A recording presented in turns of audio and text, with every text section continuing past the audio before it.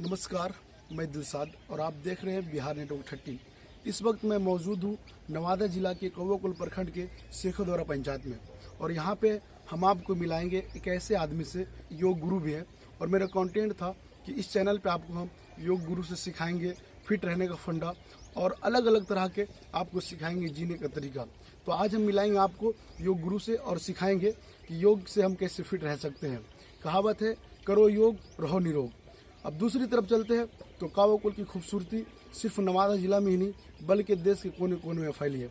मैं आपको एक दृश्य जहाँ से पहाड़ों से बहुत ही खूबसूरत नज़ारा ये देखने को मिलेगा और चारों तरफ यहाँ से देखने के बाद तो फाइनली हम लोग योग गुरु के पास पहुँच चुके हैं और अभी इनसे मैं बहुत सारी बातें करूँगा और जानेंगे फिट रहने का फंडा और योग से हम कैसे फिट रह सकते हैं।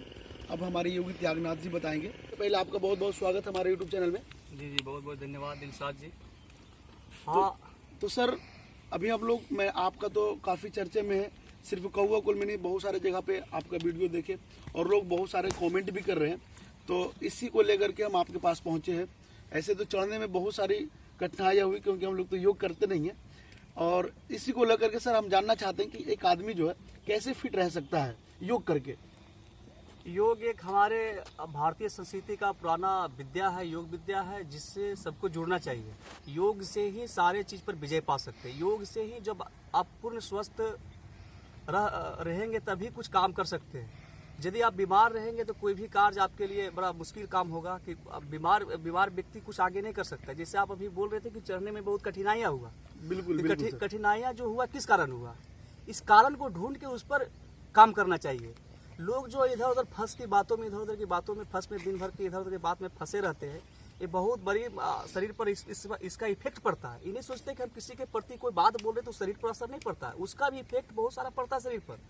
आप अपने प्रति हमेशा 24 घंटा 24 आवर सजग रहना, एक क्षण भी, एक पल भी इससे दूर नहीं होना। अगर दुर्घटना किसी तरह की किसी कहीं होती है तो एक क्षण के लिए दुर्घटना होती है। अगर कोई गाड़ी ड्राइवर चला रहा तो एक पल में अगर उसका आंख बंद हो गया तो दुर्घटना हो गई। उस एक पल की कितनी वैल्यू हुई, जीवन उसके साथ जुड़ जाता है। इसी तरह से अपने जीवन में उतारना चाहिए कि एक क्षण भी मुझे गलत कार्य में नहीं रहना चाहिए। और जो व्यक्ति योग का इतना बेनिफिट है कि जो योग करेगा वो कभी भी गलत विचार में नहीं जाएगा, मेरा दावा है। बात बता दें सर कि वाकई हमें इस तरह के बैठने में तकलीफ हो रहा है तो हम आपकी तरह बैठ जाते हैं, उसके बाद फिर बात करेंगे। जी तो बहुत बहुत धन्यवाद। अच्छा, ये हम ये जानना चाह रहे हैं सर आपसे कि हम तो बहुत सवेरे यहाँ पे आए और हमने देखा कि उस मतलब सुबह तो बहुत ठंडी हवा भी चल रही थी, उस दरमियान बहुत सारे लोग जैकेट पहन के हम लोग भी आए थे, लेकिन आप सिर्फ एक वस्त्र में यहाँ पे योग कर रहे थे। क्या आपको ठंडी महसूस नहीं होती है? मुझे किसी तरह के किसी प्रकार का भी ठंड, हम क्योंकि जो है सुबह सुबह प्रतिदिन बर्फीली पानी से स्नान करते हैं। इससे जो है ना, मैं इस माध्यम से, आपके माध्यम से सारे संसार के व्यक्ति को मैं संदेश भी देना चाहता हूँ कि ठंड पानी से ही स्नान करना चाहिए। ठंड पानी से क्या होता है ना, आपकी इम्यून सिस्टम मजबूत होती है, आपकी नस नाड़ियों को शक्ति मिलती है। जो गर्म पानी से नहाता है उसका सबसे पहले नपुंसक होने का डर होता है। हाँ, मर्द में ऐसा है, किसी भी आप गर्म पानी के लिए हमारे बॉडी नहीं है कि ठंड पानी नहाने से हार्ट अटैक की शिकायत ज्यादा होती है। वो नहाने का प्रक्रिया होती है। ठंड पानी से जब भी स्नान, हम बराबर सबको बताते रहते हैं कि थोड़ा सा, हमारे पंचायत में करीब शेखोदौरा में करीब 2-3 आदमी साइलेंट हार्ट अटैक का शिकार हुआ है। इसका हम बराबर चर्चा करते रहते हैं कि थोड़ा सा रहन सहन से डिस्टर्ब से, थोड़ा सा भी हम बोले ना, एक पल के चूक से जीवन जा सकते। बिल्कुल। तो रात में सोने का भी तरीका ढंग से नहीं, जो कोई सोता है ऐसा करके, तो ऐसा करके सोए ना तो इसका जो है ना नस नाड़ी दबता है, आपका ब्लड रुक जाता है। तो आपको शरीर से सही से हृदय को ब्लड नहीं मिलने के बाद डेट हो जाती है हृदय का। हृदय डेट हुआ तो पूरा बॉडी खत्म हो गया। नहाने का प्रक्रिया है कि कितने लोग जाते हैं डायरेक्ट, मतलब पानी ऐसा डाल देते तो अटैक हो जाता है। उसी को बोलते हैं अटैक, आक्रमण जो हो जाता है ना, ठंड पानी का आक्रमण हो जाता है शरीर पर। तो उसको जो आक्रमण बचने से पहले उसका पहले सहन करना चाहिए। पहले पैर धोना चाहिए, पैर धोने से उस ठंड पानी सहन हो गया। फिर वो पानी से आप सर धो सकते, थोड़ा थोड़ा पानी से लेके ऐसा कर करके आप सर धो लीजिए। उसके बाद सर धो लिए, उसके बाद थोड़ा थोड़ा पानी लेके आप पूरा दोनों पंख हाथ धोइए, भिंगा लीजिए। फिर उसके बाद बॉडी भिंगा लीजिए। उसके बाद जो है साबुन उमुन रगड़ के फिर आप जितना पानी डाल सकते डाल दीजिए। ठंड हार्ट अटैक से जो साबर से जो बोलते हैं ना, क्या बोलते हैं उसको, सावर उससे जो नहाने से करीब मुझे लगता है 80% लोग उससे हार्ट अटैक होता है। ये भारतीय संस्कृति पद्धति है कि वो मग और बाल्टी से स्नान करे। इससे कभी हार्ट जो प्रक्रिया हम बताया इससे स्नान करने से कभी हार्ट अटैक नहीं होगी। जैसे हम बताया है डायरेक्ट लोग जो है ना गए फटाक से वैसे उछल लिए या सावर खोल के लगे, उससे शरीर पर अटैक होता है। ये अत्याचार है शरीर पर, ये अत्याचार से बचना है। अब देखिए इतना बोलते बोलते भी देखिए मुझे पसीना आ गई। तो हम ऐसा तो इम्यून सिस्टम मैंने योग करके अपने अंदर को सारे इंटरनल अंग को सारा अंग प्रत्यंग जो भी है अंदर सारे चीज मजबूत, सारे को भरपूर ऑक्सीजन मिला है। इसलिए सारे जो है यंग जो है भरपूर कार्य करती है, शरीर को पोषक देती है, तत्व मतलब शक्ति देती है। कि बहुत सारे लोग ऐसे जो योग में इंटरेस्ट नहीं लेते, लेकिन अगर वो इंटरेस्ट ले तो किस उम्र से योग शुरू कर सकते हैं? जो कोई उम्र की सीमा है? योग जो है आप 3 साल से शुरू कर सकते हैं। 3 साल से लेके अंतिम काल तक, जब जीवन का अंतिम पद्धति जाना भी होने तो योग करके ही जाना चाहिए। तो मैं अंतिम बात ये कहना चाहूँगा कि आप योग के प्रति योग को लेकर के लोगों को क्या संदेश देना चाहें? किस तरीके से आपसे योग सीखने के लिए जुड़ सकते हैं? क्या माध्यम से और क्या बेनिफिट हो सकता है, क्या फायदा हो सकता है योग करने से? हम लोगों को, पूरे देशवासियों को, पूरे संसार वासियों को, क्योंकि सारे मानव धरती पर जितने भी सारे पृथ्वी ग्रह जो है इस पर सारे मनुष्य जो मानव है उसके सबका ईश्वर का बनाया हो। भले क्षेत्र अलग अलग हो सकता है, उसके सीमा अलग अलग हो सकती है, मानते हैं बात में, लेकिन सारे मनुष्य एक है।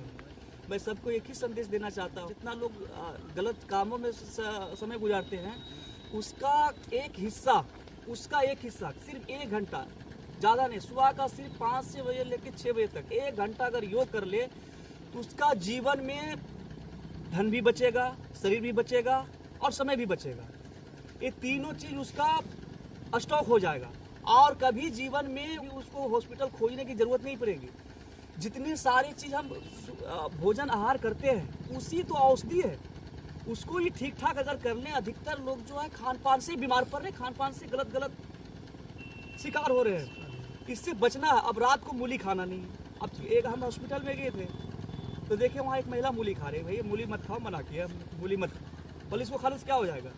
ये तो वेजिटेबल है। तो वेजिटेबल है इसका मतलब जैसे तैसे आप नहीं खा लीजिए, नहीं खा सकते। बिल्कुल उसका सब नियम है, उसका क्या प्रभाव है, दुष्प्रभाव है, इसको जानना पड़ेगा। तभी आप जो है जीवन सफल जीवन पर विजय पा सकते हैं। अब इसी को विजय बोलते हैं, विश्व विजेता इसी को कहते हैं। वो विश्व विजेता पूरा दुनिया से लड़ने वाला नहीं होता, ये अपने आप पर विजय पाना, यही योग सिखाता है। अगर सब लोग इतना कर लेंगे तो फिर कोई दिक्कत है समाज में? बताइए नहीं। अगर एक व्यक्ति एक दिन में 1 घंटा योग कर ले, एक्सरसाइज कर ले, तो मतलब उसका हमेशा फिट रह सकता है। फिट हमेशा वो स्वतंत्र और स्वस्थ रह सकता है।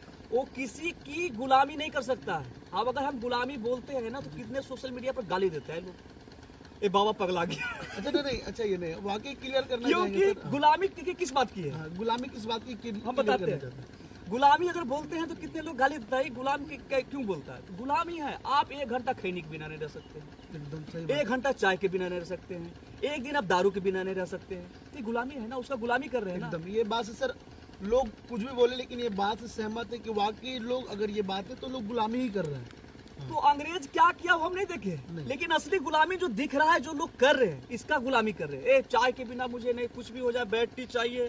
ये जो है दुराचार फैला हुआ है समाज में। एक पल जीवन का एक कदम संघर्ष वाला है।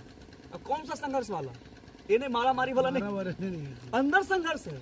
आप एक पल आप जो है पाँव को ऊंच नीच रखिएगा तो बैलेंस बिगड़ेगा, एक पैर पे आप खड़ा होइएगा बैलेंस बिगड़ेगा बॉडी का। तो कैसे सफल जीवन कर सकते हैं? आप सब कुछ कर सकते हैं, लेकिन अपनी बैलेंस शीट को बरकरार बना के। ये कोरोना काल में किसका रुपया काम आया? किसी का काम आया नहीं, किसी का। सब ऐसे सबका पड़ा का पड़ा धन रखा रह गया। आप यहाँ करोड़ों रुपए रख दीजिए, अरबों खरबों रख दीजिए, और मुझे डायबिटीज है तो क्या वो अरबों खरबों से ठीक हो जाएगा? बिल्कुल नहीं। लेकिन हम योग करने लगेंगे तो ठीक हो जाएगा।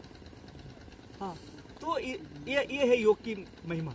चलिए सर, बहुत बहुत धन्यवाद, आपने लोगों को अहम जानकारी दी, तो उसके लिए मैं फिर से आपसे धन्यवाद करता हूँ। और उम्मीद है कि आप लोग भी सर से जुड़े और योग सीखे और फिट रहें। धन्यवाद।